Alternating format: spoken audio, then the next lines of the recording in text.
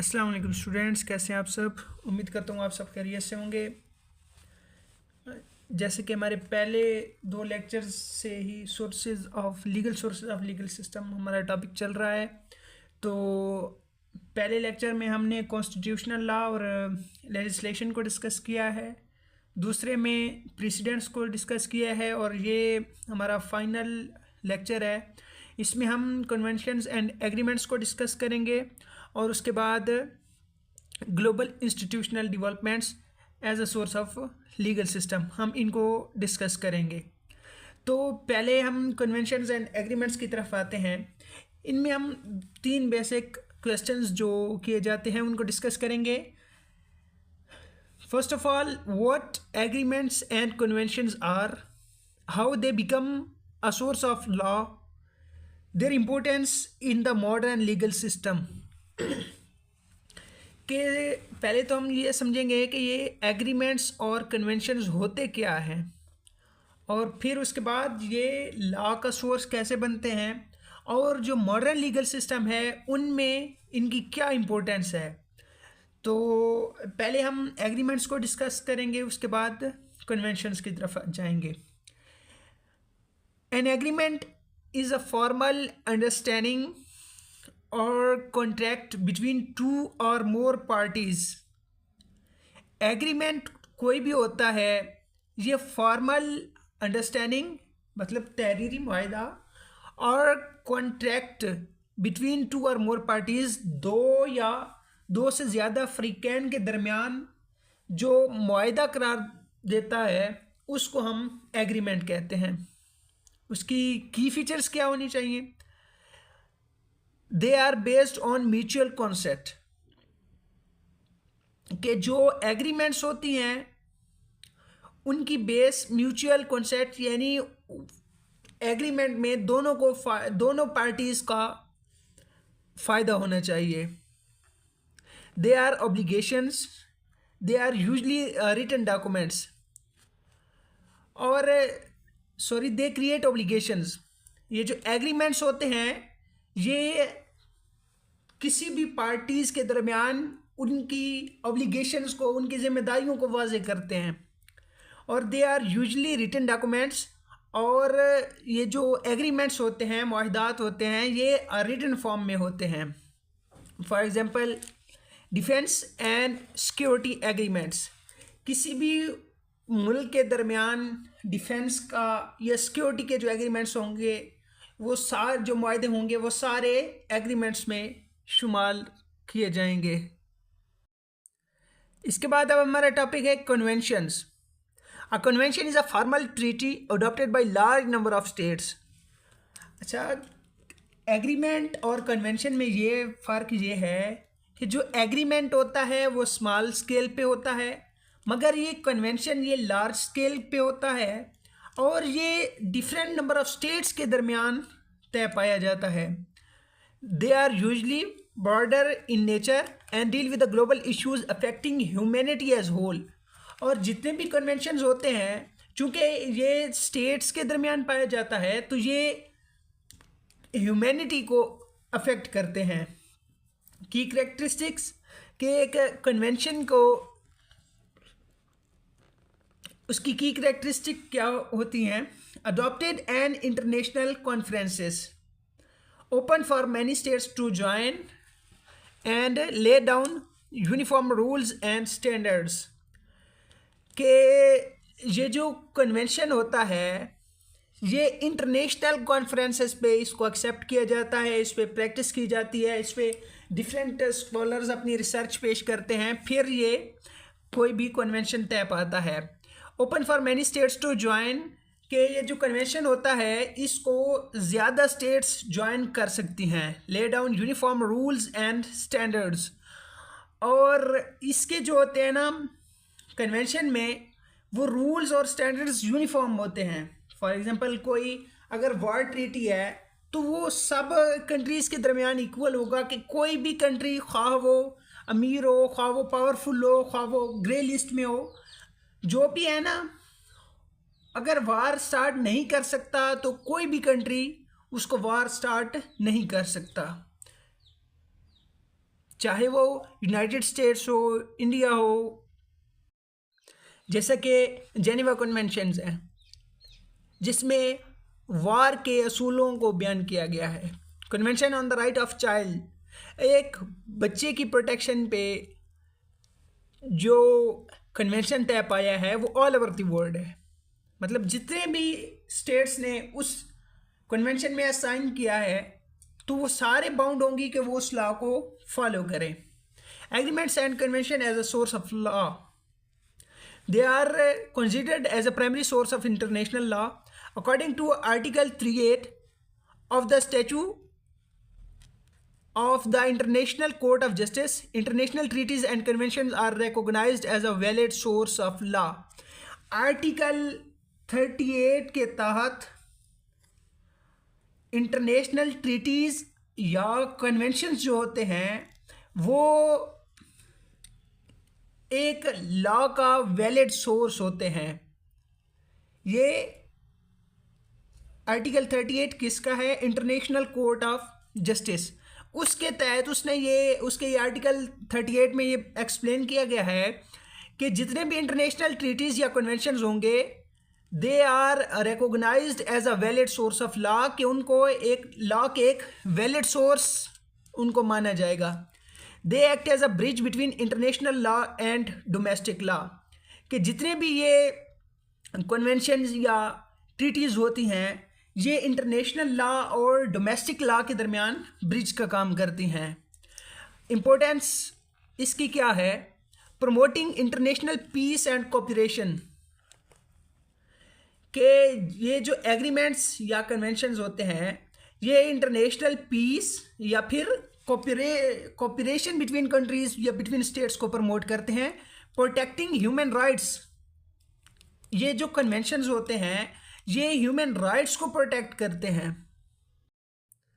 Regulating international trade relations, और ये all over the world जो ट्रेड के या फिर ममालिक के दरमियान जो बाहमी ताल्लुकात होते हैं उनको ये फ़रोग देते हैं, जैसे कि WTO है, ऑर्गेनाइजेशन है पूरी। Solving problems like climate change, war crime and terrorism, वो जो मशहूर हुआ था कि हम मांगने नहीं आते हमारी मजबूरी है, वो इसी कन्वेंशन के थ्रू हुआ था कि क्लाइमेट चेंज में जो है ना, ये जो कंट्री क्लाइमेट चेंज से अफेक्टेड होगा तो जो जितने भी बाकी कंट्रीज़ हैं उनका ये हक होगा, उनकी ये ड्यूटी होगी कि वो उस कंट्री को सपोर्ट करें जो क्लाइमेट चेंज से अफेक्ट हुआ है। और फिर है providing uniform legal standards world wide, और ये जो कन्वेंशंस होते हैं ये world wide all over the world uniform legal standards provide करते हैं। उसके बाद है difference between agreements and conventions, ये है जो हमने पढ़े हैं। ये एग्रीमेंट्स और कन्वेंशंस में फ़र्क क्या है? Conventions are open to any state while agreement is on small scale limited to 2 or 3 states। वही बात हो गई कि ये जो कन्वेंशन होता है ये लार्ज स्केल पे होता है, ये जितनी भी स्टेट्स इसके अंदर इन्वॉल्व करती हैं ये उनको एक्सेप्ट करता है। लेकिन ये जो एग्रीमेंट होता है ये स्मॉल स्केल पे होता है, ये पार्टीज़ के दरमियान होता है या ज़्यादा से ज़्यादा स्टेट्स 2-3 स्टेट्स के दरमियान ये मुआहदा तय पाता है। Convention addresses general and global issues while agreements are confined with the small specific matters। कि ये जो कन्वेंशंस होते हैं ये जनरल और ग्लोबल इश्यूज को एक्सप्लेन करते हैं। फॉर एग्जांपल ये जो क्लाइमेट चेंज इशू है ये ग्लोबल इशू है, तो इसको जो है ना ये कन्वेंशंस ही इससे डील करेंगे। और जो एग्रीमेंट्स होती हैं वो स्मॉल उस पे होती हैं, वो स्पेसिफिक मैटर से डील करती हैं। उसके बाद हमारा लास्ट है topic global institutional developments. What are global institution? पहले हम ये डिस्कस करेंगे कि ग्लोबल इंस्टीट्यूशंस होते क्या हैं। Global institutions are international organizations established by the state through treaties to achieve common goals, i.e. peace, security, justice and economic developments। कि ये जो ग्लोबल इंस्टीट्यूशंस होते हैं ये इंटरनेशनल ऑर्गेनाइजेशंस होती हैं जो कि जिनको स्टेट्स एस्टेब्लिश करती है और जिनका मकसद क्या होता है कि वो कॉमन गोल्स जिस तरह के peace, security, justice, economic development इसको प्रमोट कर सके। ग्लोबल इंस्टीट्यूशंस वो बैनुल अक़वामी और तंजीमें होती हैं जिनको रियासतें मुख्तलिफ ट्रीटीज़, मुख्तलिफ मुआहदों के ज़रिए बनाती हैं और जिनका मकसद ये होता है कि आम तौर पर या फिर बैनुल अक़वामी सतह पर हर एक के लिए पीस, सिक्योरिटी, जस्टिस या इकोनॉमिक डेवलपमेंट्स जितने भी इस तरह के कॉमन गोल्स हैं उनको अचीव किया जा सके। ये हमारे पास ग्लोबल इंस्टीट्यूशंस की एग्जांपल्स हैं। International court of justice (ICJ), ये जो जितने भी इंटरनेशनल अफेयर्स होते हैं बिटवीन द कंट्रीज या ये उनको लिए ये उनके साथ डील करती है। World trade organisation, world health organisation, international monetary fund, ये जो बैंक है, मतलब ये जितने भी इंस्टीट्यूशंस हैं ये डिफरेंट स्टेट्स के मुआहदात से तय पाए हैं और इनका मकसद कॉमन गोल्स को अचीव करना है। Economic developments, peace, security, justice, इस तरह के जितने भी हैं उनको अचीव करना है। उसके बाद हमारे पास मेन क्वेश्चन ये आता है कि how global institutions become a source of law, कि ये जो ग्लोबल इंस्टीट्यूशंस होते हैं ये लॉ का सोर्स कैसे बनते हैं। तो उसका जवाब है थ्रू ट्रीटीज़ एंड चार्टर्स। वो अपने ट्रीटीज़ और चार्टर्स के ज़रिए एक लॉ को इवॉल्व करते हैं। For example, most of the global institutions are created by treaties such as UN charter. These treaties themselves are legally binded from a foundation of international law, के UN charter के ज़रिए जो है ना तकरीबन इदारे कायम किए गए हैं और जितनी भी ये ट्रीटीज़ हैं इन इदारों के दरमियान ये एक लीगली बाइंडेड है इंटरनेशनल लॉ के थ्रू। उसके बाद है through resolution and declarations. Institutions like United Nations pass resolutions that, although not always legally binding, strongly influence state behavior and legal standards।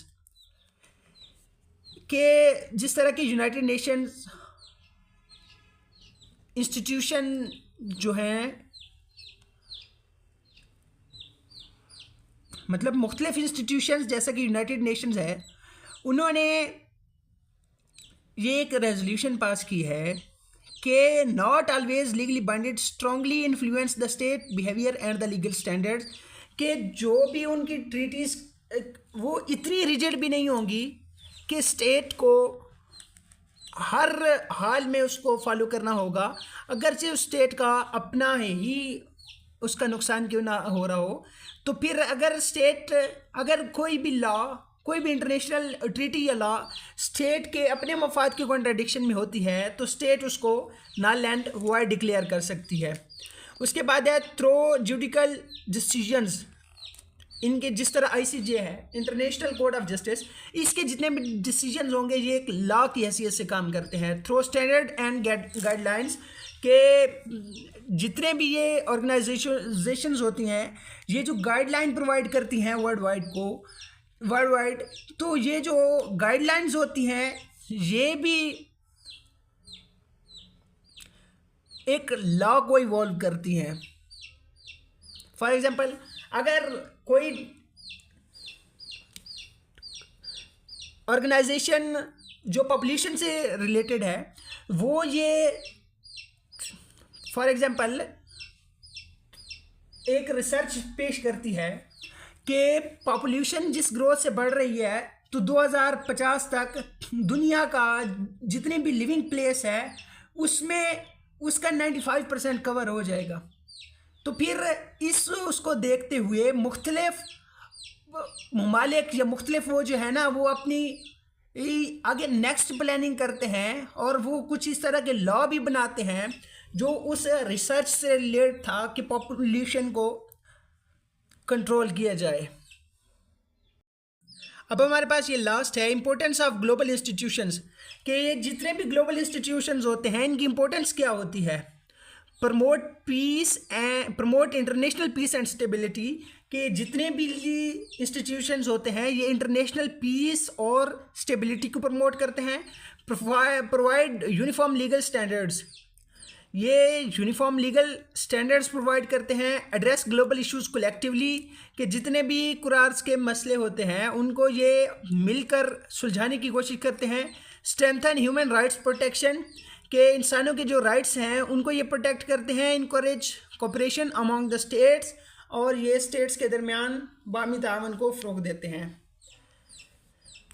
अल्लाह हाफ़िज़, स्टे कनेक्टेड।